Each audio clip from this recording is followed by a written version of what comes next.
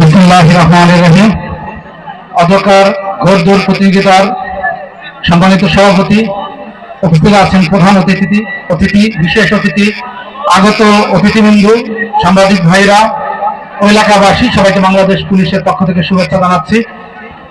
আজকে এই ঘোড়দৌড় প্রতিযোগিতায় যারা আয়োজন করেছেন, আমি প্রথমে তাদেরকে ধন্যবাদ জানাচ্ছি যে এই সময়ে যেখানে পেপার, পত্রিকা এবং সোশ্যাল মিডিয়া ওপেন করলে আমরা মাদকের যে খবর পাই, মাদকের যে নেগেটিভ সংবাদগুলো আমাদের চোখের সামনে আসে, সত্যি আমাদেরকে অস্থির করে তোলে, আমাদেরকে চিন্তিত করে তোলে। সেখানে মাদককে না বলি এই প্রতিবাদকে সামনে রেখে এই যে ঘোড়দৌড় প্রতিযোগিতা, অবশ্যই মাদক বিরোধী আন্দোলনের যে সূচনা আজকে আপনারা করলেন, সেটা ধারাবাহিকতা অব্যাহত থাকবে। আমি মনে করি মাদক ক্যান্সারের চেয়ে ভয়াবহ। ক্যান্সারে আক্রান্ত হলে আমি বেঁচে যেতেও পারি, বা আমার সেই পেশেন্ট বেঁচে যেতেও পারে, এরকম একটা মনোবল থাকে, এরকম একটা চিন্তা চেতনা আসা আমাদের ভিতর থাকে। কিন্তু এই মাদক এমন এক ভয়াবহ ব্যাধি, মাদকাসক্ত ব্যক্তি হলে পরিবার, একটা সমাজ, একটা রাষ্ট্রের সবকিছু কিন্তু ব্যক্ত হয়ে যায়। একটা পরিবারের, আমি কলরা থানায় 7 মাস ধরে এসেছি, এখানে আমি অনেক অভিভাবক এসেছে আমার কাছে, যে তার পরিবারের সন্তানেরা, তার পরিবারের ভাই মাদকাসক্ত, তার সন্তান মাদকের ছোবলে একেবারেই নষ্ট হয়ে গিয়েছে, তার সংসার ধ্বংস হয়ে গিয়েছে। কিন্তু আমরা যদি শুরুতেই, যখন সে ভালো ছিল, সুস্থ ছিল, তখন থেকে যদি তাকে নার্সিং করতে পারতাম, তাহলে আজকে এই দিনটা হয়তো অভিভাবকের জন্য আসতো না। একবার যদি মাদকাসক্ত হয়ে যায়, তারপর কিন্তু এখান থেকে ফিরে আনাটা খুব কঠিন হয়ে যায়। একথার উদ্দেশ্য হলো, আমরা সমাজে প্রত্যেক পরিবারের দায়িত্ব হচ্ছে আমার যে সন্তান, এই সন্তানের কোথায় যাচ্ছে, কার সাথে মিশতেছে, সে কি মাদকের সাথে জড়িয়ে গেল কিনা, সে কি স্কুলে নিয়মিত যাচ্ছে কিনা, এইটা যেন আমরা অভিভাবকরা সবসময় খেয়াল রাখি।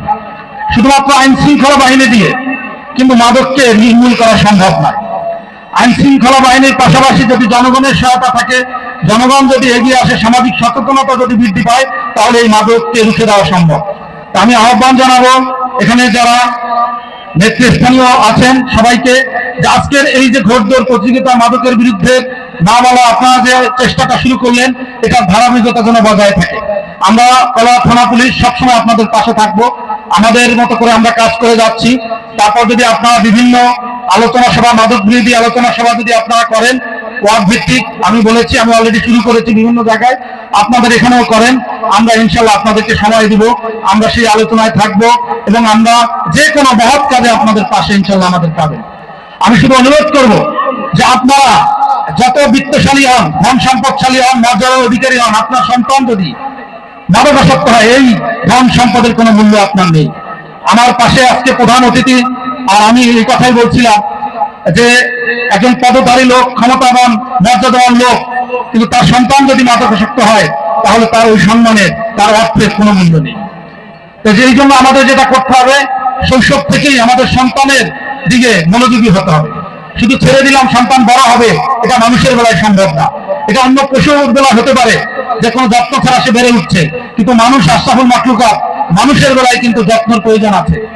আপনার সন্তান কোথায় যাচ্ছে, স্কুলে ঠিকমতো যাচ্ছে কিনা, বিশেষ করে সন্ধ্যার পর তার যে গতিবিধি, এটা একটু আপনারা দেখভাল করবেন।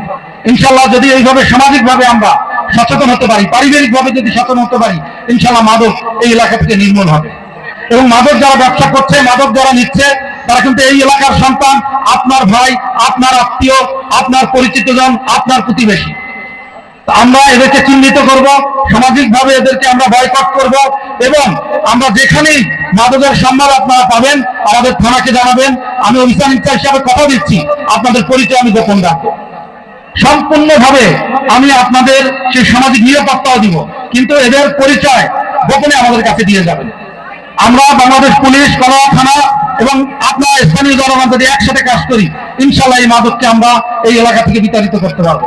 যেটা আমাদের রিপোর্টার্স ক্লাবের সভাপতি সাহেব বললেন যে এটা বর্ডার এরিয়া বিধায় এখানে একটু মাদকের আনাগোনা বেশি, সত্যিকার অর্থে কিন্তু তাই।